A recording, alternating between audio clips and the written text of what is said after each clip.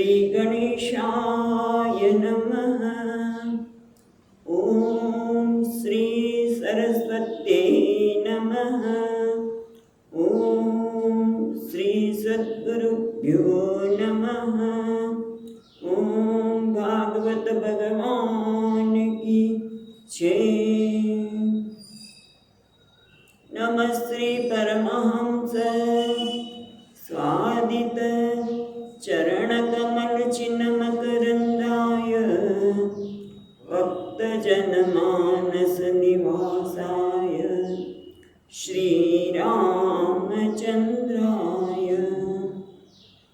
वागीसायस्य वदने लक्ष्मी यस्य च वक्षसि यस्यास्ते हृदये संवित् तं नृसिंहं भजे।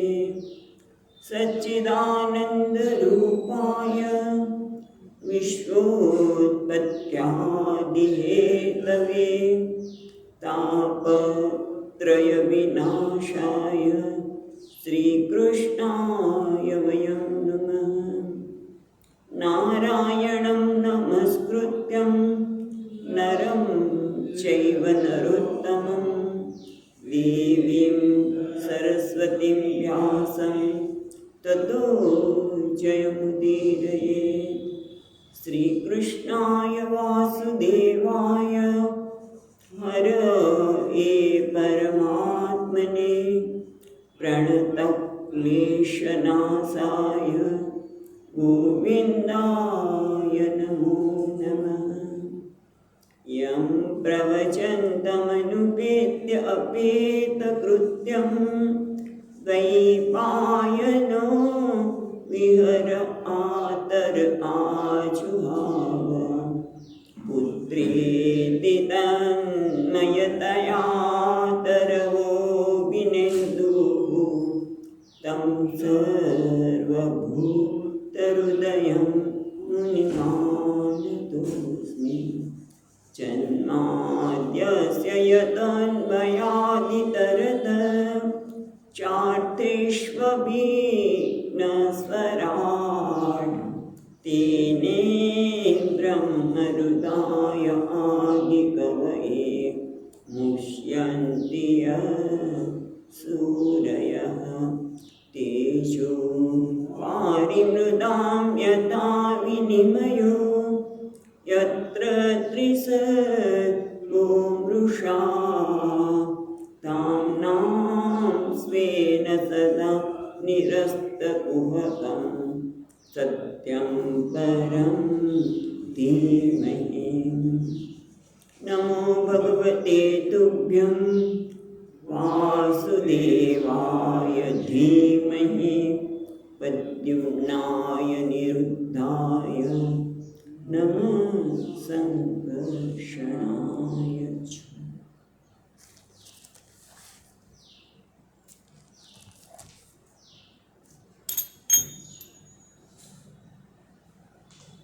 ॐ नमो भगवते वासुदेवाय।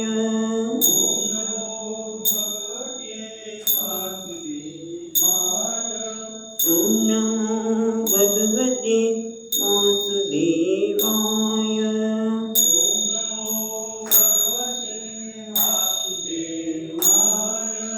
ॐ नमो भगवते वासुदेवाय।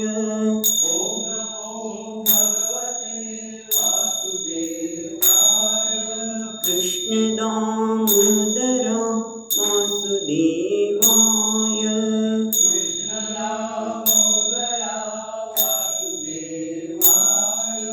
कृष्ण दामोदर वासुदेवाय।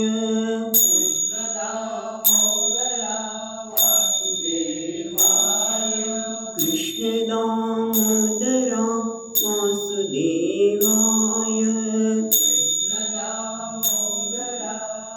वासुदेवाय। ॐ नमो भगवते वासुदेवाय।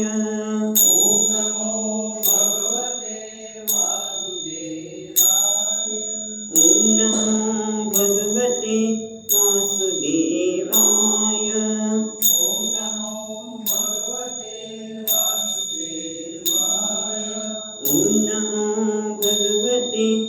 વાસુદેવાય. ઓમ નમો ભગવતે વાસુદેવાય. ઓમ નમો ભગવતે વાસુદેવાય. ઓમ નમો ભગવતે વાસુદેવાય. કૃષ્ણ દામોદરા વાસુદેવાય. કૃષ્ણ દામોદરા વાસુદેવાય. કૃષ્ણ દામોદરા વાસુદેવાય. કૃષ્ણ દામોદરા વાસુદેવાય. ઓમ નમો ભગવતે વાસુદેવાય. ઓમ નમો ભગવતે વાસુદેવાય. ઓમ નમો ભગવતે વાસુદેવાય. ઓમ નમો ભગવતે વાસુદેવાય. ઓમ નમો ભગવતે વાસુદેવાય. ઓમ નમો ભગવતે વાસુદેવાય. કૃષ્ણ દામોદરા વાસુદેવાય. કૃષ્ણ દામોદરા વાસુદેવાય. કૃષ્ણ દામોદરા વાસુદેવાય. કૃષ્ણ દામોદરા વાસુદેવાય. ઓમ નમો ભગવતે વાસુદેવાય. ઓમ નમો ભગવતે વાસુદેવાય. ઓમ નમો ભગવતે વાસુદેવાય. ઓમ નમો ભગવતે વાસુદેવાય.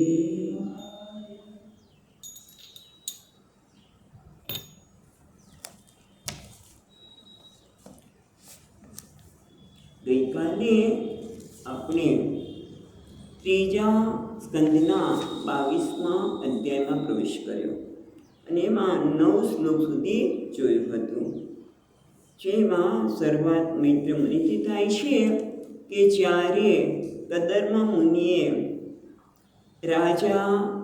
મનુરાજાની સમ્રાટ છે અને એમની જે પ્રશંસા કરી એટલે એમને થોડો સંકોચ મનુ મહારાજના મોં પર સંકોચ થયો અને ત્યાર પછી મનુ મહારાજ પણ ચક્રવર્તી રાજા છે એ પોતાને પુત્રનું વાત્સલ્ય અને કદર્મા મુનિની પ્રશંસા કરે છે કે તમે તો બ્રાહ્મણ છો અને બ્રહ્માજીના મુખમાંથી પ્રગટ થયેલા છો, કારણ કે વેદનું રક્ષણ કરવા માટે એમણે તમારા જેવા બ્રાહ્મણ જે તપોનિષ્ઠ હોય, ઉપાસના હોય, તપસ્વી હોય, વિદ્વાન હોય અને વિષય લંપટ ન હોય એવા બ્રાહ્મણની મુખમાંથી ઉત્પત્તિ થઈ અને અમારા જેવા ક્ષત્રિયોને ભગવાનના હાથોમાંથી, હજારો હાથવાળા ભગવાનમાંથી થયું.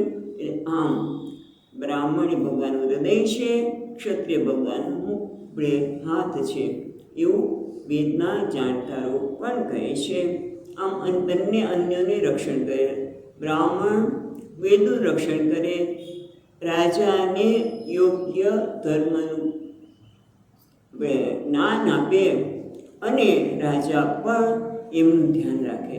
એમને કે તમે નિશ્ચિંત રહેજો, અમે તમારી બધી જે કાંઈ થોડી જરૂરિયાત હશે એ અમે પાલન કરીશું.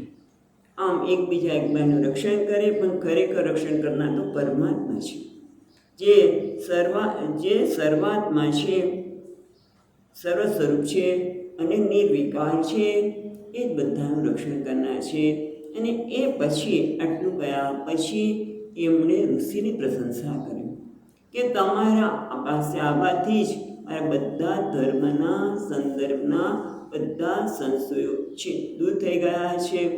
તમે મને, હું કેવું છું, રીતિ રક્ષિષો હો, એટલે હું પ્રજાનું પાલન કરવાની ઈચ્છાવાળો છું અને તમે મને પ્રજાનું પાલન માટેનો ધર્મ પણ ખૂબ પ્રીતિપૂર્વક સમજાવ્યો. હું ખરેખર ભાગ્યશાળી છું. મારું કહેવાય ભાગ્ય, હું તો કેટલો, મારું ભાગ્ય કેવું છે ખરેખર ખૂબ છે કે તમારા જેવા ના દર્શન જે દુર્લભ છે, કોના માટે? અજિતેન્દ્રિયો માટે. તમારા દર્શન મને થયા, તમારા ચરણનો લાભ મળ્યો અને એ હું ખરેખર ભાગ્યશાળી છું. તમે મને ધર્મનો ઉપદેશ આપ્યો, એ મહાન અનુગ્રહ કર્યો, અને મેં પણ તમારી આ વાણીને કાન ખોલીને સાંભળી. કે છે અપાવૃતે કર્ણરંતે, તે કાન ખોલીને સાંભળી એટલે કે એકાગ્ર ચિત્તે સાંભળી. અને હવે પછી 8મા શ્લોકમાં કહ્યું, હે મુનિ, હું તો મારી પુત્રીના પ્રેમથી પીડાતો છું. મારી દીન વિનંતીને આપ શ્રવણ કરો. પ્રિયવ્રતન ઉત્તાનપાદની બેન અને મારી દીકરી દેવહૂતિ વય, શીલ અને ગુણ વગેરેથી અનુરૂપ એવા પતિને શોધી રહી છે. એટલે કે વય, શીલ અને ગુણ એટલા માટે કે આપણે ગઈકાલે જોયું એ પ્રમાણે ઉંમર એ કામ પુરુષાર્થ માટે છે. વય, શીલ એટલે ધર્મ પુરુષાર્થ માટે, અને ગુણ અર્થ પુરુષાર્થ માટે, અને ભક્તિ, જ્ઞાન અને મોક્ષના સાધનવાળા આ ચાર પુરુષાર્થથી સંપન્ન એવા પતિની શોધમાં મારી પુત્રી છે. હવે 10મા શ્લોકમાં આગળ કહે છે, યદા તુ ભવત શ્રુલ શ્રુતરૂપ વયોગુણાં અશૃણોદ નારદાદેશા તૈયા સ્થિતકૃત નિશ્ચયા.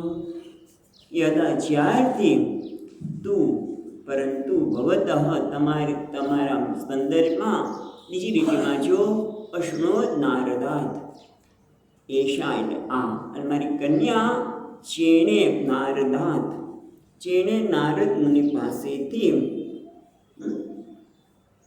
નારદ મુનિ પાસે અશૃણોદ એટલે સાંભળ્યું છે. શું? ભવત આપના, શીલ શ્રુત એટલે જ્ઞાન, રૂપ, વય અને ગુણ બધા વિશે જે આપણા માટે સાંભળ્યું છે, જ્યારથી નારદજી આપણી વાત કરી છે આપણા વિશેની, ત્યારથી માંડીને ત્વય્યવ કૃત નિશ્ચય, ત્વય છે ને, ત્વય્યા સિદ્ધ કૃત નિશ્ચયા. હા, ચોથું ચરણ, ત્વયી આસિત કૃત નિશ્ચય.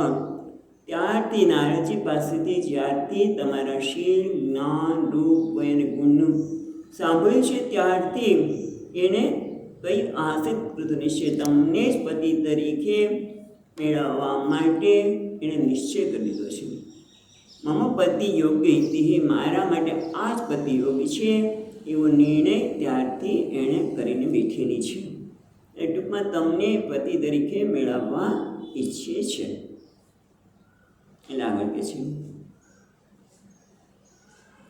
11મા શ્લોકમાં, તત્પ્રતિચ્છતિ જાપ્યે માં શ્રદ્ધયો ભરુતામયા સર્વાત્મનાનુરૂપા તે ગૃહમેધેષુ કર્મસુ.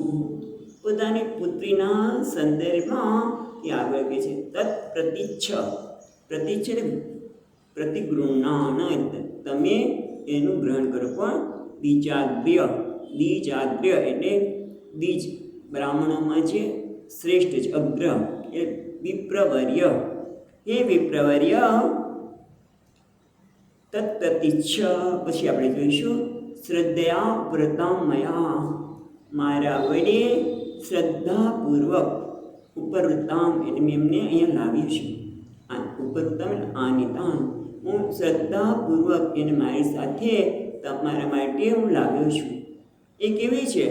સર્વાત્મના અનુરૂપામ તે ગૃહમેધેષુ કર્મસુ. પહેલાં તો કહે છે ગૃહમેધેષુ, એટલે ગૃહમેધેષુ એટલે ગૃહસ્થ ઉપયુક્ત કર્મેષુ, ગૃહસ્થ આશ્રમમાં જે કોઈ પ્રકારના કર્મની આવશ્યકતા હોય એના માટે સર્વાત્મના, સર્વાત્મા એટલે સર્વ પ્રકારે, તે ક્યાં છે? તે બીજી લીટીમાં તે એટલે તવ.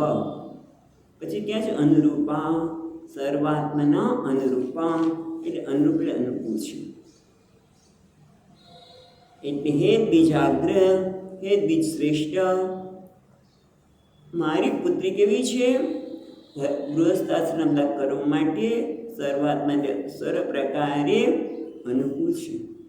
અને માટે કોના માટે અનુકૂળ છે? તે તમારા માટે. અને એટલા માટે શ્રદ્ધાપૂર્વક મને લાવ્યો છું, તમે એનો ગ્રહણ કરો, સ્વીકાર કરો. પ્રતિચ્છા એટલે આમ તો સ્વીકાર કરો.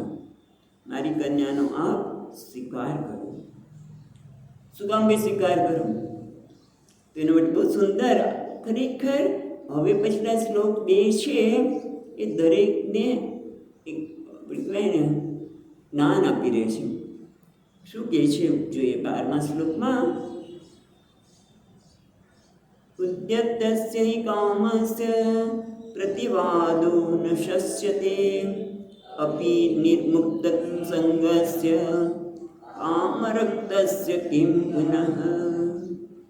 પહેલાં તો જે ઉદ્યતસ્ય એટલે સ્વતઃ પ્રાપ્ત વિષયસ્ય, પોતાની જાતે જો કોઈ વિષય આવે તો એને કહેવાય ઉદ્યત્સ્ય એટલે કે પોતાની જાતે પોતાની મેળે આવેલો વિષય. હા, હિ કેવો કામસ્ય, વિષય કેવો છે પાછો કામસ્ય એટલે અભિલષિત વિષયસ્ય, જે ઈચ્છિત વિષય છે, જે મને ગમતો વિષયો અને માગ્યો ન હોય, મેં કોઈ પ્રયત્ન કર્યો ન હોય, એને જાતે મને ઈચ્છિત વિષયની પ્રાપ્તિ થાય ત્યારે શું છે પ્રતિવાદો ન શસ્યતે, ત્યારે પ્રતિવાદીને નિષેધ કરવો, એની ના પાડવી એ યોગ્ય નથી. ન શસ્યતે એટલે શોભન ન ભવતી, એ યોગ્ય નથી, એ શોભા આપે નહીં. કોના માટે? અપિ નિર્મુક્ત સંગસ્ય એટલે જે વિરક્ત છે એને પણ જો સામેથી એને જરૂરી અભિનિષ્ઠ નિરીક્ત શું વિરક્ત છે, જેને કોઈ ઈચ્છા નથી છતાં પણ એને અનુકૂળ હોય, એને કદાચ કામનો હોય એવો વિષય સામેથી આવે તો એને તો ના પાડવી જોઈએ નહીં. પણ જે કામ રક્તસ્ય કેમ પુનઃ, પણ જે કામ રક્ત છે એટલે કે જે સકામ વૃત્તિવાળા છે, કામ રક્ત એટલે જેને સકામ વૃત્તિવાળા છે, જેને ઈચ્છાવાળા છે, તેના માટે કેમ પુનઃ, એના માટે કેવું શું જોઈએ? એટલે કે જે વિરક્ત છે એના માટે પણ સામેથી ઈચ્છિત વસ્તુ આવી હોય તો એને ના ન પાડવી જોઈએ, એનો નિષેધ ન કરવો જોઈએ, એની ના ન પાડવી જોઈએ. તો જેની ઈચ્છા છે એને તો ના ન જ પાડવી જોઈએ. કેમ? એના માટે સુંદર દ્રષ્ટા સમજાવે છે. યુદ્ધતમનાદૃત્ય કિનાશમમિયાચતે શ્યતે યદ્યશસ્વતિમ માનશ્ચાવજ્ઞાહતઃ.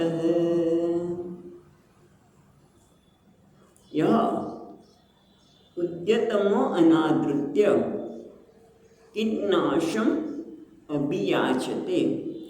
જે વ્યક્તિ ઉદ્યતમ અનાદૃત્ય, જે સ્વયં પોતાની જાતે આવે છે એનો એ ના પાડે છે, જે સામેથી આવે છે એની ના પાડે છે, અને કિન્નાસમ અભિયાચતે અને પછી જે કૃપણ છે, કિન્નાસ એટલે જે કૃપણ છે, જે આપણે અહીંયા સરસ છે કિન્નાસ એટલે કૃપણ, અતાતારમ કૃપણ છે એટલે કે જે આપવાની પૈસા છે પણ આપવાની ક્ષમતા, પોતાની અંદરની હૃદયની ઉદારતા નથી, એને કેમ છે કિન્નાસમ અભિયાચત, અને પછી એની પાસે જઈને માગણી કરે છે.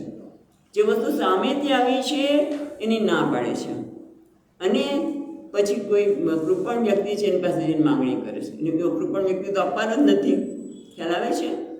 એટલે કૃપણ વ્યક્તિને આપવાનો નથી, અને જે આપવા માંગતો તો સામેથી આવ્યું છે એને ના પાડી, તો એનાથી શું થાય? તો જે ક્ષીયતે તદ્યસઃ સ્ફતિમ, સ્ફિતમ એટલે ઉજ્જવળ અથવા તો મહાન, એનો મહાન યશ નાશ પામે છે. કારણ કે મહાન યશ કેમ? કારણ કે પેલી વ્યક્તિ કેવી છે? નિર્લોભત્વાદી સ્ફુરિતમ ઉજ્જવલમ યશઃ ક્ષીયતે. એ વ્યક્તિ નિર્લોભી છે, એને કોઈ લોભ નથી, માટે નથી સ્વીકાર કરતો, પણ પછી એને કંઈ જરૂરિયાત પડી છે કદાચ, એણે કોઈની પાસે માગ્યું, અને કેવા વ્યક્તિ પાસે માગ્યું? કૃપણ વ્યક્તિ પાસે, એને તો આપવાનો છે જ નહીં. અને એના લીધે જે નિર્લોભી છે એવો જે ઉજ્જવળ યશ છે એ પણ નાશ પામે છે. ક્યાં તો નિર્લોભી હતો ત્યારે કેમ આવું કર્યું? અને માનશ્ચ અવજ્ઞાહત, અને બીજું શું થાય છે, એને અવજ્ઞાથી પેલી વ્યક્તિ તો આપવાની નથી, અવજ્ઞાથી માનસ છે, એનું માન પણ ખવાય છે, સ્વમાન પણ ખવાય કે હું કોઈ દિવસ કોઈને હાથ લાંબો કરતો નથી, અને કર્યો ત્યારે આ વ્યક્તિએ તો ના પાડી દીધી. એટલે માન પણ ખવાય, એનું સ્વમાન ખવાય છે, એનો ઉજ્જવળ યશની હાનિ થાય છે, અને કરતાં જે સામેથી આવ્યું છે એનો સ્વીકાર કરવો એ યોગ્ય છે. એટલે હવે આ બધું કહીને શું કહેવા માગું છું? મનુ મહારાજ કહે છે, હું શું કહેવા માગું છું? તો કહે છે, અંતમાં અશૃણવન વિદ્વન વિવાહાર્થમ સમુદ્યતમ અતસ્તમ ઉપકુર્વાણઃ પ્રત્તામ પ્રતિગૃહાન મે.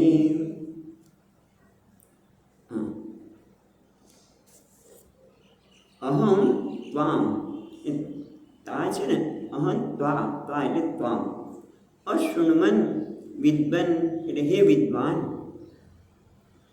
અહમ ત્વમ મેં પણ તમારા માટે અશૃણવન એટલે સાંભળ્યું છે, શ્રુતવાન અસ્મિ મેં તમારા વિશે સાંભળ્યું છે. શું?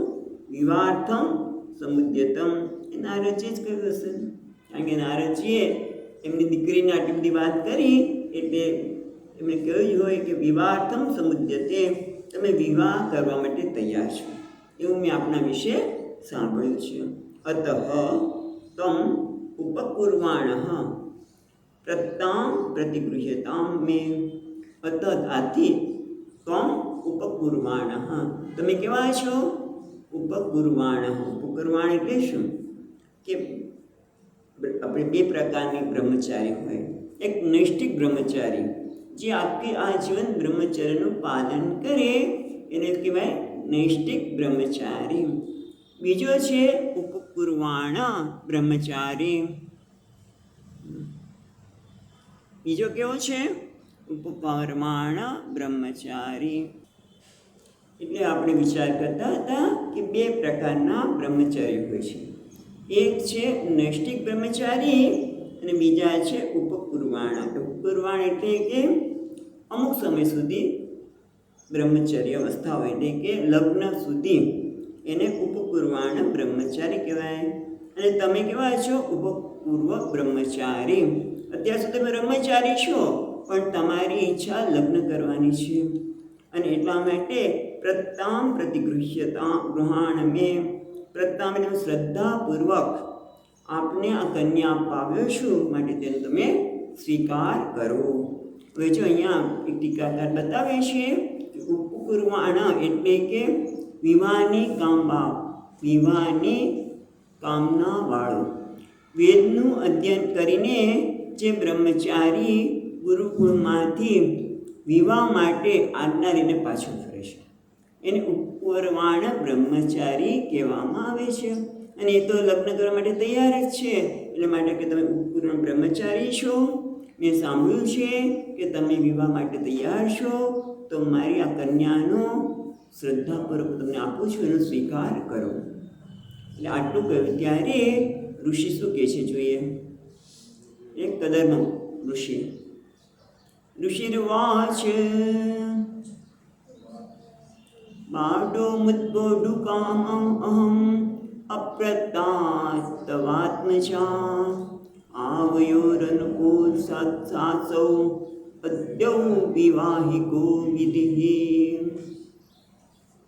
એટલે કે છે કદરમાં મુનિ બોલ્યા, બાઢમ એટલે સત્ય, તમે કહો છો વાત સાચી છે કે હું વિવાહ માટે કામના ધરાવું છું. એટલે બાઢમ અહમ છે ને, ઉદ્બોડુ કામ. બાઢમમાં પછી પૂછે, બાઢમ અડધો, પછી ઉદ્બોડુ કામ એ લગ્ન કરવાની ઈચ્છા ધરાવું છું. પરિણેતો કામ અસ્મિ, હું લગ્ન કરવાની ઈચ્છા ધરાવું છું. અને અપ્રત્તા ચ તવ આત્મજા, અપ્રત્તા એટલે મારા માટે કૃત નિશ્ચય છે. એણે કહી દીધું છે, જ્યારથી નારદજીએ વાત કરી ત્યારથી કહે છે હું તેમની સાથે જ લગ્ન કરીશ, એ સિવાય મારે બીજા કોઈ ન જોઈએ. તેમ નારદજીએ કોને કીધું હતું? મા પાર્વતી. હિમમાને ત્યાં જન્મ લીધો ત્યારે તો બસ મારે કે ભગવાન શ્રી સિવાય બીજું કોઈ જોઈએ તે કૃત નિશ્ચય, એમ તમારી પુત્રી પણ કૃત નિશ્ચય હોવાથી, એટલે કે બીજા કોઈને એને વચન નથી આપ્યું, એને બસ એક જ વચ્ચે કે હું એમની સાથે લગ્ન કરીશ. માટે અપ્રતા ચ તવ આત્મજા, આત્મજા એટલે તમારી પુત્રી, આત્મજ કહે તો પુત્ર, આત્મજા તમારી પુત્રીએ કેવી છે? અપ્રતા એટલે કૃત નિશ્ચય છે કે ભાઈ મને એમના સિવાય બીજું કોઈ જોઈએ નહીં પતિ તરીકે. માટે આવયોહો, બીજી રીતિમાં આવયોહો અનુરૂપ અસો છે ને, રૂપો છે ને, સાવ છે એ અસૌ આદ્ય વિવાહિકો વિધિ. આથી અમે બંને આવયો અનુરૂપ, અમે બંને એકબીજાને યોગ્ય છે, અનુરૂપ છે. માટે આદ્ય વિવાહ વિધિ અનુરૂપ, માટે આદ્ય વિવાહ જે વિધિ છે એ અનુરૂપ છે, માટે ભલે કરું. એટલે અમે બંને એકબીજાને પરસ્પર અનુરૂપ હોવાથી આ પ્રથમ વિધિ, આદ્ય એટલે પ્રથમ પણ થાય, આદ્ય એટલે પ્રથમ, વિવાહ વિધિ સંપન્ન કરો. આવું કેમ આદ્ય શબ્દ વાપર્યો છે? તો એક ટીકાકાર યાદ અપાવે છે કે પહેલાંના વખતમાં 8 પ્રકારના વિવાહ થતા હતા. બ્રાહ્મ વિવાહ, દૈવ વિવાહ, આર્ષ, પ્રાજાપત્ય, બ્રાહ્મ એટલે આદ્ય, આસુર, ગાંધર્વ, રાક્ષસ અને પૈશાચ. થોડાક જાણવું હોય તો કહું, વધારે નહીં. એટલે પ્રાજાપત્ય એટલે ધર્મના પાલન કરવા માટે જે લગ્ન થાય છે તે. ખાલી લગ્ન એટલે મહોત્સવ. અત્યારે તમે શું તો લગ્ન છોકરી ને છોકરા ભેગા થાય તો તમારી પાસે કેટલો પગાર છે, કાર છે કે નહીં, તમે ફરવા લઈ જશો કે નહીં, એ પ્રકારની ઈચ્છા હોય છે. બસ બહારથી હોટલમાંથી પેકેટ મંગાવીએ વગેરે વગેરે, એ માટે નથી. લગ્ન તો ગઈકાલે પણ વાત કરી કે એક આપણા અહંકારનો વિસ્તાર કરવા માટે છે. લગ્ન એટલે મોટા થયા લગ્ન કરી લો, અમુક પ્રકારની આપણે ભૂખને સંતોષવા માટે, એના માટે નથી. એ તો છે જ, કામના તો પૂરી કરો, પણ ધર્મના આધારે. ધર્મ વિરુદ્ધ ભૂતેષુ કામસ્મે ભરતર્ષભ, એટલે કામના હોવી ખોટી નથી, પણ ધર્મના આધારે. અને ધર્મના આધારે એટલે કે ધર્મનું પાલન કરતાં જે લગ્ન થાય છે અને પ્રાજાપત્ય તો બ્રાહ્મણ. અને એટલે કે મોજશોખ માટે નહીં, મોજશોખ એટલે બસ આજે તો મોજશોખ એ જ. અને એટલે જો તમે એને ફરવા ન લઈ જાઓ, બહાર ન લઈ જાઓ તો થોડા વખતમાં કે ત્યારે આપણે બે છૂટા પડીએ, હા, એવું નથી. પણ પછી આર્ષ એટલે વર પાસેથી લઈને એની બધી ઘણી બધી છે, ગાંધર્વ એ આપણે જોઈશું. પછી રાક્ષસ વિવાહ, અપહરણ કરીને લાવ્યા હોય વગેરે. પણ આપણે અત્યારે 8માંથી 2 વિવાહ બહુ જ પ્રસિદ્ધ છે. એક તો આર્ષ, આપણે શું આદ્ય અથવા તો બ્રાહ્મ, જેમાં માતા પિતાની સંમતિથી, પછી એટલું જ નહીં, શક્તિ અનુસાર કન્યાને અલંકૃત કરી, માતા પિતા પાસે જે શક્તિ હોય એ પ્રમાણે કન્યાને અલંકૃત કરીને શ્રુત, શીલ અને કુળ સંપન્ન બ્રાહ્મણને બોલાવી મંત્રોચ્ચાર કયા છે હમણાં આવશે, મંત્રોચ્ચાર વિધિથી જે લગ્ન કરવામાં આવે એને કહે છે આદ્ય અથવા તો બ્રાહ્મ. અને બીજો અત્યારે પ્રચલિત કયો છે ગાંધર્વ. એટલે શું? માતા પિતા પાસે આમ તૈયાર થઈને આવે છોકરો અને છોકરી, એક છોકરાની સાથે કોઈ છોકરી હોય, બંનેના ગળામાં હાર પહેરાવે, કેવું કંઈક હોય. અમે આશીર્વાદ આપો, અમે તો કોર્ટમાં જઈને લગ્ન કર્યા, એવું જોઈએ છે ને અત્યારે કે અમે તો કોર્ટમાં જઈને લગ્ન કરી આવ્યા, અમને આશીર્વાદ આપો. અને ગાંધર્વ વિવાહ એટલે 2 અત્યારના પ્રતીક છે સામાન્ય રીતે. એટલે અત્યારે મુનિ શું કહે છે કે અમે બંને એકબીજાને અનુરૂપ છીએ, અને આ તમારી કન્યા પણ મને મારા માટે કૃત નિશ્ચય છે. કારણ બીજા કોઈને કીધું હોય, જેમ કોને અંબાલિકા કદાચ, કારણ કે એણે તો બીજાને વરી ચૂકી હતી અને બીચમાં એમને લઈ આવ્યા, બરાબર છે? અંબાલિકા જ હતા ને, અંબાલિકા અંબા, અંબાલિકા અને ત્રીજી એક હતી અંબિકા. હે અંબિકા. અંબિકા. તો અંબિકા હતા. અંબા અને અંબાલિકા નહીં, અંબિકા છે ને, જો હોય તો ટૂંકમાં જે નામ હોય તે.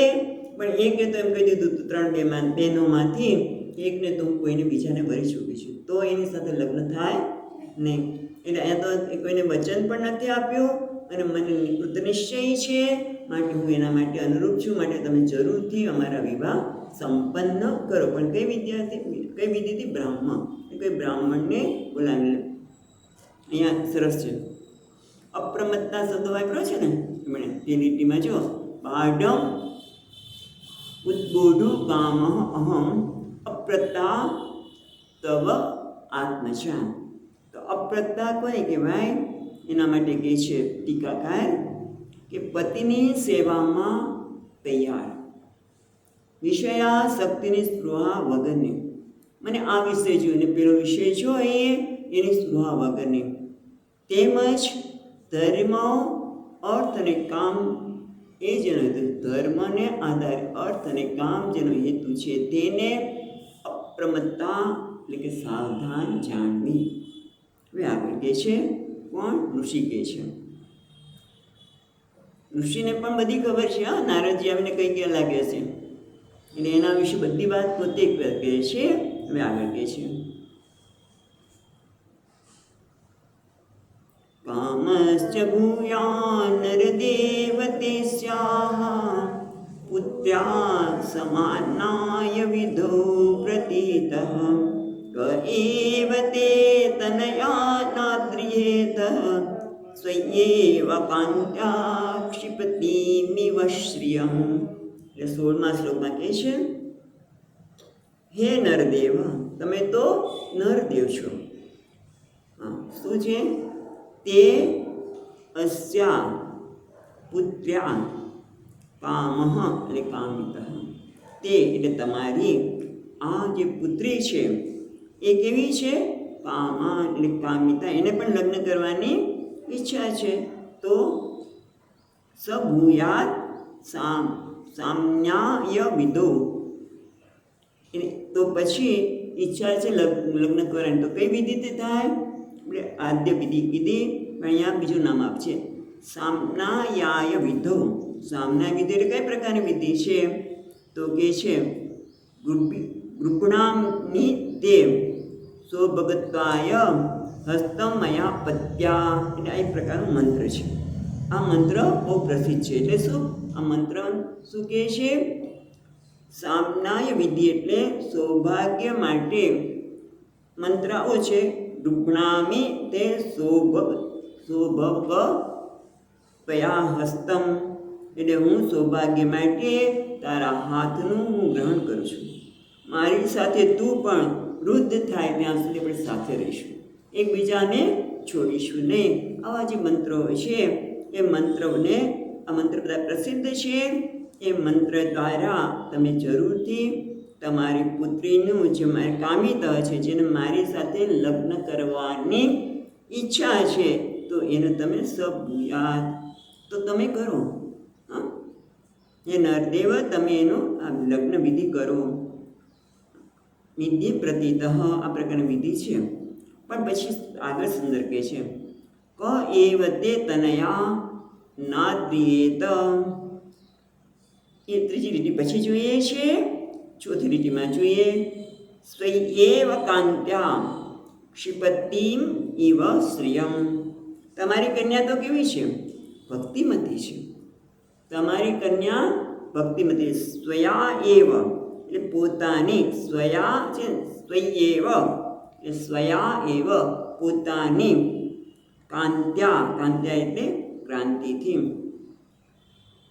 ક્ષિપંતિમ ઇવ શ્રિયમ એટલે પોતાની કાંતિથી, શ્રિય એટલે ભૂષણ વગેરે, આભૂષણ વગેરે, આભૂષણ વગેરેથી જે શોભા હોય. કારણ કે માણસ કે આજ કોણ કહેતું હતું કે માટીના ગોળને તમે ઘરે ના પહેરો તો સારા લાગે. સામાન્ય રીતે એવું કંઈ કહે છે કે માટીની ગોળને તમે ઘરે ના પહેરો તો સારું લાગે. પણ આ કેવા છે કે જે ક્ષિપંતી શ્રિયમ, જે ઘરેણા છે એની શોભાને પણ ક્ષિપંતી તિરસ્કુર્વંતી, એની શોભાની પણ એને જરૂર નથી. તિરસ્કૃતિ એટલે કે નાદા નથી કરતા, પણ એટલા સુંદર છે કે એની શોભા એવી છે કે અલંકાર વગર પણ એ ખૂબ જ શોભી રહ્યા છે. સર્વભૌમા સર્વભૌમ સર્વ રીતે સુંદર છે અને ભક્તિમતી છે. ખાલી સુંદર છે એટલું જ નહીં, ભક્તિમતી પણ છે. અને માટે કોણ ત્રીજી રીતિમાં જોઈએ છે. હવે ક એવ તે કન્યા, કહ એવ તે તનયા, ન આદ્રિયેત. આદ્રિયેત એટલે સ્વીકાર કરવો, આદ્રિયેત એટલે સ્વીકાર કરવો. ન આદ્રિયેત કોણ ન સ્વીકાર કરે, તે તનયા તમારી તનયા એટલે તમારી પુત્રીનો કોણ એવો હોય કે જે સ્વીકાર ન કરે, એટલે કે કરે છે. તમારી કન્યા જ એવી છે કે જે અતિ સુંદર છે અને સાથે સાથે ભક્તિમતી પણ છે. શ્રીનો અર્થ લક્ષ્મી પણ થાય, અલંકાર પણ થાય, ભક્તિ પણ થાય. અને એટલા માટે સુંદર પણ છે અને ભક્તિમતી પણ છે. હવે એ આગળ એમના યશ ધર્મની વાત કરે. તમારી છોકરી કેટલી યશસ્વી છે, સુંદર તો છે પણ યશસ્વી પણ છે. કેવી રીતે? તો કે મેં સાંભળ્યું છે. એટલે કે છે 17મા શ્લોકમાં, યામ હર્મ્ય પૃષ્ઠે વણતાંગ્રિશોભાં વિક્રીડન્તીં કંદુકબિલ્લલાક્ષીં વિશ્વાવસુન્યપતત્સ્વાત્મવિમાનાत् વિલોક્ય સમોહ વિમૂઢચેતા. મેં એવું સાંભળ્યું છે. શું? યામ હર્મ્ય પૃષ્ઠે, યામ એટલે તેણે, યામ પછી આવશે એટલે તમારી પુત્રીના માટે યામ એટલે દેવવૃત્તિ માટે શબ્દ છે યામ એટલે જે. વિલોક્ય ન્યપત તો એને જોઈને ગબડી પડ્યો. ન્યપત ક્યાંથી? વિમાનમાંથી. કોણ? એ પછી જોઈએ. પણ કે યામ હર્મ પુષ્ટે એટલે પ્રસાદ ઉપરી ભાગ, એ મેલનો ઉપરનો ભાગ એટલે અગાસી. હર્મ પુષ્ટે પણ છે ને કણદ અંગ્રી શોભામ. કણદ એટલે ઝાંઝર, નુપુર પહેરા હોય અને એની જે ચાલ હતી જ્યારે નૃત્ય ન કરતી હોય એવી ચાલથી એની શોભા વધી રહી છે. કણદ અંગગ્રી શોભા, એમના ચરણોમાં જે નુપુરથી ચાલ ચાલી રહી છે એની શોભા વધી રહી છે. કેમ? વિક્રીડિતા કંદુક બિબલાક્ષી. હવે એમ સખીઓ સાથે, કારણ કે વિક્રીડિતમ કીધું એટલે એકલા તો હોય જ નહીં, એમની સખીઓ સાથે એ કદાચ દડો રમી રહ્યા હશે, ઉછાળતા હશે એટલે લેવા માટે ઊંચે જુએ ને. વિક્રીડમ વિબલ અક્ષીમ એટલે જેની આંખો છે વિબળ છે, ક્યાં પડશે એટલે તમે ઊંચું જઈને દડાને પકડવા માટે વિક્રીડંતી મેં રમી રહ્યા. કંદુક એટલે દડાથી રમી રહેલા એની આંખો વિભળ થયેલી છે. ત્યારે એમને જોઈને વિશ્વાવસુ નામના જે ગંધર્વ છે એ કેવા થયા? ન્યપતત સ્વાત્મવિમાનાં, પોતાના વિમાનમાંથી નીચે ગબડી પડ્યા. કેમ? સમોહ વિમૂઢ ચેતા. એ વિશ્વાવસુ નામના ગંધર્વ પોતાના વિમાનમાંથી ગબડી પડ્યો. કેમ? સમોહ વિમૂઢ ચેતા. દેવહૂતિ નિહાળીને અતિ મોહિત થયેલો અને વ્યાકુળ ચિત્તવાળો. સમોહ એટલે અતિ મોહિત થયેલો અને વિમૂઢ ચેતા, અને મેં વિમૂઢ થયેલો ચિત્તવાળો વિશ્વાવસુ એમને પોતાના વિમાનમાંથી ગબડી પડ્યો. ત્યાં બીજા ટીકાકાર કહે છે સુબુદ્ધિની મહારાજ કે અપ્સરાના સાનિધ્યમાં છે. વિશ્વાવસુ એકલા નથી, અપ્સરાના સાનિધ્યમાં હોવા છતાં પણ દેવહૂતિજીની શોભાથી આકર્ષાયેલા ચિત્તવાળા ઉપર ગતિ કરતો હોવા વિશ્વાવસુ વિમાનમાંથી તેમની આગળ જઈને પડ્યો. એમ નારદજી વગેરેના વચન ઉપરથી મને જાણવા મળ્યું છે. પણ ઋષિ કહે છે કે મને નારદજી વગેરે પાસેથી દેવહૂતિજીના સૌંદર્યની, એમનો યશને અમને જાણવા મળ્યું છે. હજી કંઈક જાણ્યું છે મહારાજે? શું કહે છે આગળ જોઈએ?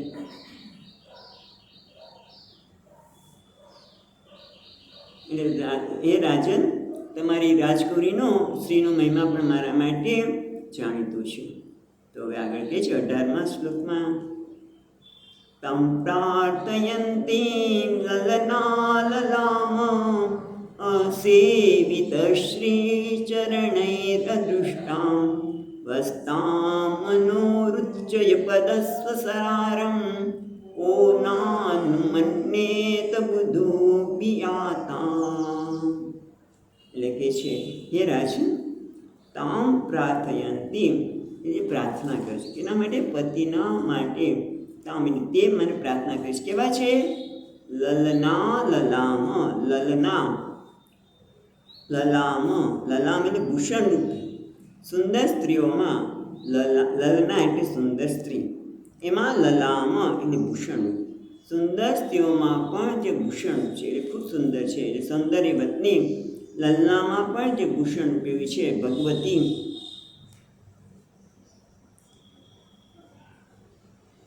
અસેવિતમ શ્રી ચરણે અદૃષ્ટામ, એવી ભગવતી આપણી પુત્રી છે, ભગવતી રૂપ છે, એના ચરણોની જેમણે ઉપાસના કરી નથી તેના માટે અદૃષ્ટામ, એ લોકો તેમને જોવા લાગે નથી.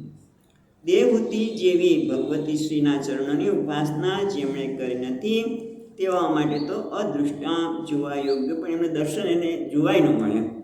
અદૃષ્ટામ વળી અસેવિતમ શ્રી ચરણે અદૃષ્ટામ, એમનેના દર્શન પણ દેવહૂતિજના થઈ શકે નહીં એવી ભગવતી પણ છે. વત્સામ એ તમારી પુત્રી છે, પ્રિય પુત્રી. વત્સામ મનો વત્સામ એવું થાય. મનો રૂચ્ચ પદ એવું છે ને, તેને જુદું પાડીએ તો મનોહો ઉચ્ચ પદ સ્વસારમ. મનોહો વત્સામ અને ઉચ્ચ પદ સ્વસારમ. એટલે મનુ મહારાજની આપની પ્રિય પુત્રી, વત્સામ પ્રેમાળ, મનુ મહારાજની પ્રેમાળ પુત્રી, અને ઉત્તમ પાદની ઉચ્ચ પદ છે ને એ ઉત્તમ પાદ એની બહેન, સ્વસારમ એની બેન. ઓ અનુમન્યે બુધો અભિયતામ, એટલે ઓ એવો કોણ છે? તમે જો આગળ એવું કોણ છે એટલે કે એવું કોઈ હોઈ શકે જ નહીં. કહ અનુમન્યે, એનો સ્વીકાર ન કરે. કોણ? બુધ અભિયાતામ. અભિયાતામ એટલે પોતાની મેળ આવેલી. અભિયાતામ એટલે અભિધ આયાતામ એટલે જાતે સામેથી આવેલી, પોતાની મેળે આવેલી જે કન્યા છે એને બુધ એટલે આમ તો બુદ્ધિશાળી, અથવા તો અહીંયા કહે છે ટીકાકાર સ્વાર્થ કુશળ, જે સ્વાર્થમાં કુશળ છે એવા એને માટે બુદ્ધ શબ્દ આપ્યો.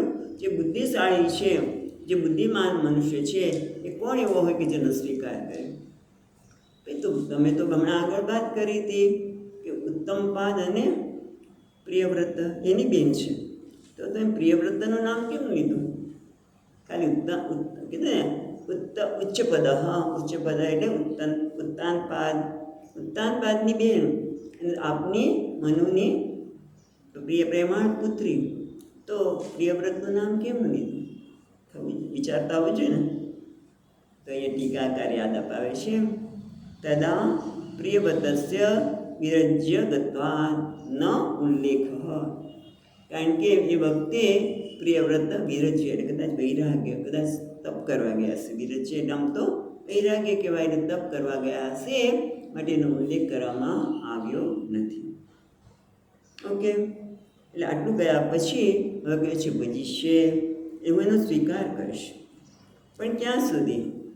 યાવત અપત્યો હો, જ્યાં સુધી સંતાનની ઉત્પત્તિ થશે ત્યાં સુધી હું ગૃહસ્થાશ્રમનો સ્વીકાર કરીશ, અને ત્યાર પછી હું સંન્યાસ લઈશ. એ પણ હું સ્પષ્ટ કહી દઉં છું.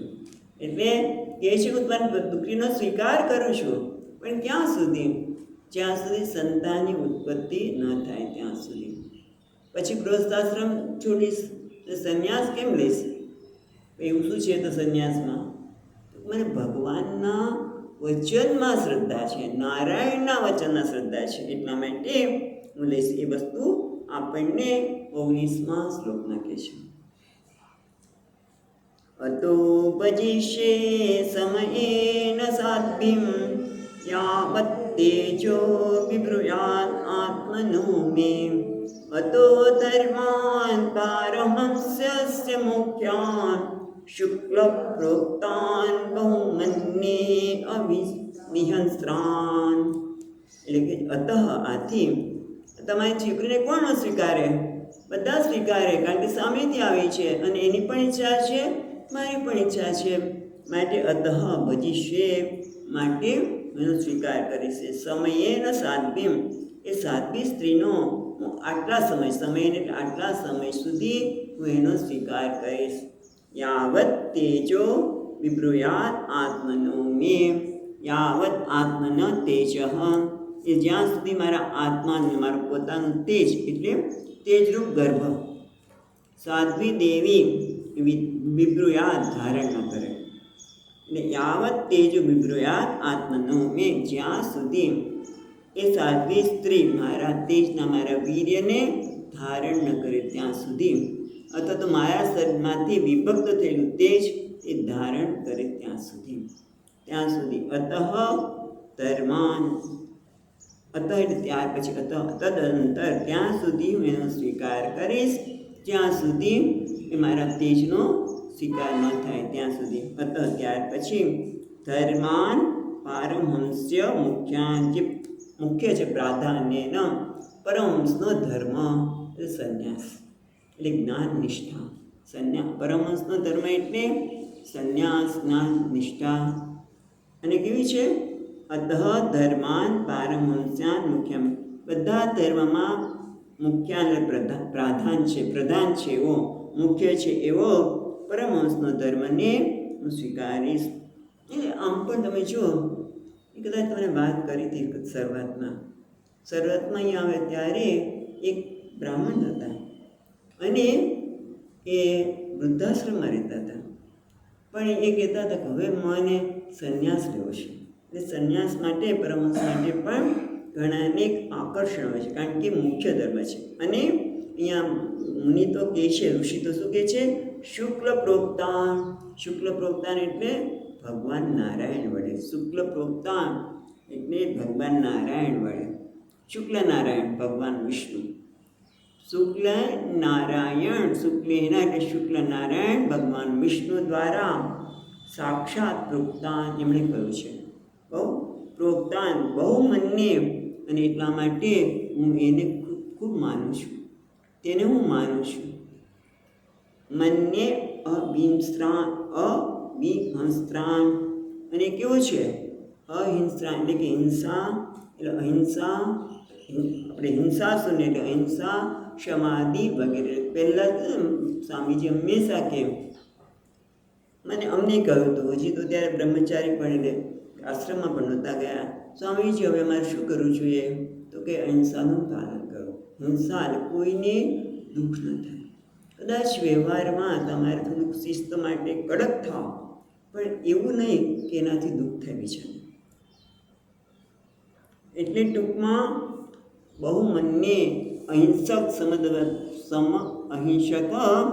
સમ પ્રાધાન્ય ધર્મ, જેમાં મુખ્ય છે એવા પરમહંસ ધર્મનું હું ત્યાર પછી પાલન કરીશ. એટલે પરમહંસનું ધર્મનું અર્થાત જ્ઞાનથી પણ મુખ્ય જ્ઞાનનું જ હું અનુષ્ઠાન કરીશ. પણ જે ભક્તિ આચાર્ય શું કે જ્ઞાનથી મુખ્ય ભક્તિ રૂપ ધર્મનું અનુષ્ઠાન કરીશ. અહીંયા કહીશ, નનું તવ પિતુ પ્રજાપતે આજ્ઞા સૃષ્ટવિતિ ન સંન્યાસે. પણ તમે તો સંન્યાસની વાત કરો છો, પણ તમારા પિતાએ તો પ્રજાનું સર્જન કરો અને એના માટે તમે તપ કર્યું. સંન્યાસની એમની આજ્ઞા આપી જ નથી તમને, તો તમે કેમ સંન્યાસ માટે વિચારો છો? ખ્યાલ આવે છે? આવો પ્રશ્ન થાય ને, તો એના માટે 20મા શ્લોકમાં જવાબ આપીએ છીએ. યતો ભવત વિશ્વમિદં વિચિત્રં સંસ્થાસ્યતે યત્ર ચ વાવતિષ્ઠે પ્રજાપતિનામ પતિરેષ મહ્યમ પરમ પ્રમાણમ ભગવાન અનંત. એટલે કે છે યતઃ અભવત વિશ્વમ ઇદમ વિચિત્રમ, આ અનેક વિચિત્રતા ધરાવનારું એવું ઇદમ વિશ્વમ અભવત, જે ભગવાન યતઃ જેમાંથી એટલે ભગવાનમાંથી આ વિચિત્ર વિશ્વની ઉત્પત્તિ થઈ છે. સંસાસ્યતે યત્ર, જેમાં સંસ્યાસ્તે લય પામે છે, લય પામે ચ વાવ તિષ્ઠત, વાવ એટલે આપણે જોયું છે અર્થ, તિષ્ઠત એટલે રહે છે, એટલે જેમાંથી આ વિચિત્ર જગતની ઉત્પત્તિ થઈ છે, આ વિશ્વની જેમાં સ્થિતિ છે અને લય પામે છે. અને વાવનો શું કામ કહે છે? તિષ્ઠત એટલે રહેવું, એટલે જેમાં સ્થિતિ છે. પણ વાવનો અર્થ એ કહે છે કે 3 ઋણમાંથી મુક્ત થયા પછી. સંન્યાસ કરવા માટે છે કે જે 3 પ્રકારના ઋણમાંથી મુક્ત થયો હોય. અથવા તો જાબાલુસ્વી ઉપનિષદમાં તો કહે છે યદરેવ વિરજેત તદરેવ પ્રવ્રજેત, જ્યારે તમને વૈરાગ્ય જાગૃત થાય ત્યારે છોડી દો. પણ અહીંયા વાવનો અર્થ એવું કહે છે કે 3 ઋણમાંથી મુક્ત થયેલા. 3 પ્રકારની ઋણ કયું છે કે મનુષ્ય જન્મે ત્યારથી ઋણવાન જાયતે, એ ઋણ લઈને જન્મે છે. કયા ઋણ લઈને જન્મે છે? તો કે દેવ ઋણ, બીજું પિતૃ ઋણ ને ઋષિ ઋણ. આ બધા ઋણ જેને ચૂકવી દે એ સંન્યાસ માટે થાય, સંન્યાસ લઈ શકે. પણ પ્રજાપતિ તો તમને કહ્યું છે કે તમે સર્જન કરો, તમારા પિતા છે. એટલે પ્રજાપતિના પતિ એષ, જે પ્રજાપતિના પણ પતિ છે એટલે ભગવાન, જેમના પણ સ્વામી છે. મહ્યમ પરમ પ્રમાણમ ભગવાન અનંત, મારા માટે તો પ્રજાપતિના પણ પતિ ભગવાન અનંત એ જ મારા માટે પ્રમાણ છે. અને એમણે શાસ્ત્રમાં કહ્યું છે કે તમે પરમહંસ છે, ઉત્તમ ધર્મ છે, પરમહંસનો મુખ્ય ધર્મ છે. અને એ આપણે પણ માને છે સંન્યાસ. બ્રહ્મચારી, ગૃહસ્થ, વાનપ્રસ્થ પછી સંન્યાસ. એટલે હું તેમના અનંત ભગવાન અનંત કે જેમાંથી આ જગતનું સર્જન થયું છે, પાલન થાય છે અને લય થાય છે, અને મારા પિતાના પણ પિતા છે, સ્વામી છે, એના વચનનું પ્રમાણ માનું છું, માટે હું સંન્યાસ લઈ. બસ આટલું કહી દીધું એમણે કે આજ્ઞા એટલે કે 3 ઋણમાંથી મુક્ત થયા પછી મારા જેવાઓને માટે સંન્યાસની આજ્ઞા ભગવાન દ્વારા કરાય છે, એટલે હું એનું પાલન કરીશ. હવે એટલું થયા પછી શું થાય છે? હવે મૈત્ર મુનિ લે છે. મૈત્રેય ઉવાચ, 21મા શ્લોકમાં મૈત્રેય ઉવાચ સ ઉદ્વન વિજ્ઞયન દેવા બભાસ આસીત ચતુષ્ણીમ રરવિંદનાભમ ધિયોપગૃહ્ણન સ્મિતશોભિતેન મુખેન ચેતો લુલુભે દેવહૂત્યાઃ. એટલે મૈત્ર મુનિ બોલ્યા, સહ એટલે કદર્મ, હે ઉગ્રધન્વ, સ ઉગ્રધન્વ અને સહ એટલે તે એટલે કદર્મ મુનિ. ઉગ્રધન્વ કોને કહે છે? જે પ્રચંડ ધનુષ્યવાળા છે, એટલે કે વિદુરજી. હે વિદુરજી, એ ઉગ્રધન્વ જે પ્રચંડ ધનુષ્યવાળા છે એવા વિદુરજી. મુનિ કદર્મ, ઉગ્રધન્વ પછી શું છે? નિયત છે ને, એટલે ઉગ્રધન્વ પછી પેલી લીટીમાં જો શબ્દ જો ઉગ્રધન્વ પછી એટલે ઉગ્રધન્વન થશે. પછી નિયત છે, નિયત ને એમાં પાછું સંધિ આવે, એટલે સંધિમાં જ્યારે સ્વર આવે ત્યારે આગળ શબ્દો ડબલ થાય. એટલે નિયત છે ને અહીંયા યદ એવ એટલે આટલું, એતાવત એવ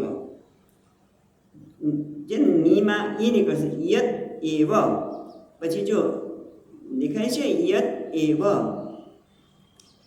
અબભાષ એટલે ઉક્તવાન, એટલે આટલું કહી દીધું. હે ઉગ્રધન્વ, આટલું કહીને તુષ્ણીમ આસીત એકદમ મૌન થઈ ગયા. અને શું કર્યું એમણે? તુષ્ણીમ છે ને, આસિચ્ચ તુષ્ણીમ, તુષ્ણીમ એટલે મૌન થઈ ગયા.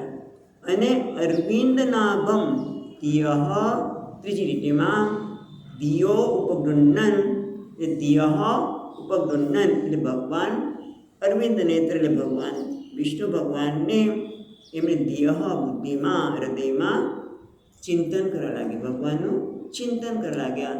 અને ભગવાનનું ચિંતન કરતાં કરતાં એમના મુખ ઉપર એક હાસ્ય ઉત્પન્ન થઈ ગયું. એ શું છે? દિય ઉપગૃહ્ણન સ્મિત શોભિતેન એટલે મંદ હાસ્યથી એકદમ શોભાયમાન થયા.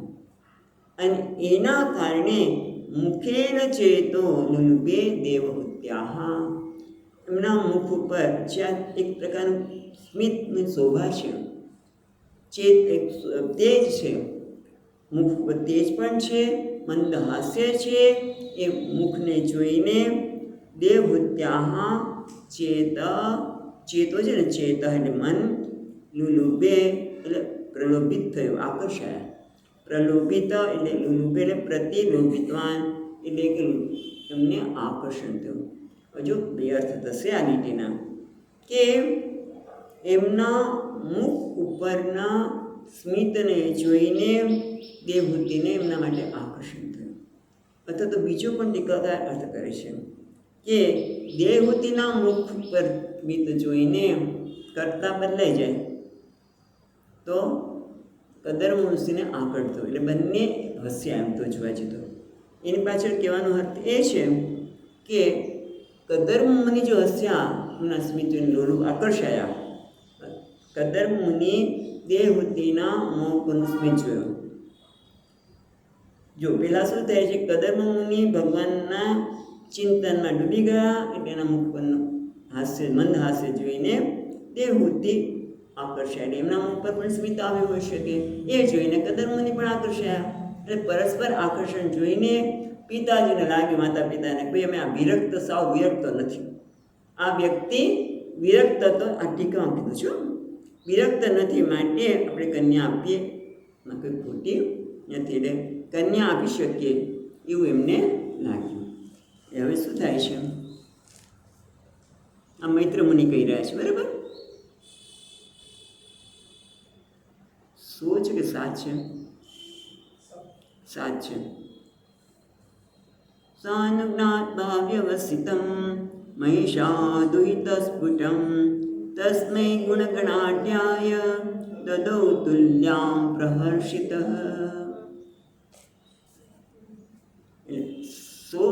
અનુ છે ને, અનુ એટલે તદનંતર જ્યારે એકબીજાને જે હસી રહ્યા છે આકર્ષણ જન્મેલું જોયું બંનેના મુખ પર, એટલે સહ એટલે મનુ. અનુજ્ઞાત્વા, અનુ એટલે તદનંતર, એ પછી જ્ઞાત્વા શું? વ્યવસ્થિતમ એટલે નિશ્ચય, વ્યવસાયિક બુદ્ધિ, વ્યવસાય એટલે નિશ્ચય. મહિષ્યા દુહિતુહુ, સ્ફુટમ એટલે સ્પષ્ટ, પોતાની પુત્રીનો, અને મહિષ્યા એટલે રાજરાણી કોણ હતા? શત્રુપા, ભૂલી નહીં જતા. એની પત્ની મહિષ્યા એટલે પોતાની પત્ની શત્રુપા, અને દુહિતા એટલે દેવહૂતિ પોતાની દીકરી નો સ્ફુટમ વ્યવસ્થિતમ જ્ઞાત્વા, એમને સ્પષ્ટ નિશ્ચય એમણે જોઈ લીધું કે ના, બંનેની ઈચ્છા છે કે આપણે અમને સ્વીકાર કરીએ. એટલે તસ્મૈ ગુણગણાઢ્યાય દદૌ તુલ્યામ પ્રહર્ષિતઃ. તસ્મૈ એટલે તેમને કોને? કદર્મ મુનિને. કદર્માય એ કેવા છે? ગુણગણ આઢ્યાય, ગુણના સમુદ્ધિ સમૃદ્ધ, ગુણ ગણ આઢ્યાય ગુણના સમુદ્ધિ જે સમૃદ્ધ છે એવા એમને દદૌ તુલ્યામ પ્રહર્ષિતઃ. દદૌ એટલે આપી, તુલ્યામ પ્રહર્ષિતઃ, તુલ્ય એટલે યોગ્ય, તેમણે યોગ્ય કન્યાને પ્રહર્ષિતઃ અત્યંત હર્ષિત થઈને, દદૌ એટલે અહીંયા આપીને પણ સમર્પિત કરી. એટલે લગ્ન વિધિ કેવું નથી બતાવતા, એ એટલું જ કહે છે કે મંત્રોચ્ચાર બધું થયું જશે, પણ એમણે અહીંયા એટલું જ ટૂંકાણું બતાવ્યું કે જ્યારે બંનેની સંમતિ, પોતાની પત્નીની અને દીકરીની સંમતિ જોઈ, એનો નિશ્ચય જોયો, એટલે મનમાં આજે નક્કી કર્યું કે આ તો ગુણના સમૂહનાથી સમૃદ્ધ છે ઋષિ પણ, માટે હું મારી પુત્રીને પ્રેમપૂર્વક એમને સમર્પિત કરી. 23મો શ્લોક. સદ્રૂપા મહારાજ્ઞે પારિબર્હ્યન મહાદનાન દંપત્યો પર્યાત પ્રીત્યા ઉષાવાસ પરિચ્છદાન. એટલે હવે લઈને આવ્યા જ હશે. શત્રુપા મહારાજને એટલે મહારાણી શત્રુપાએ પારિબર્હાન એટલે વિવાહ સમયે આપવા યોગ્ય પહેરામણી.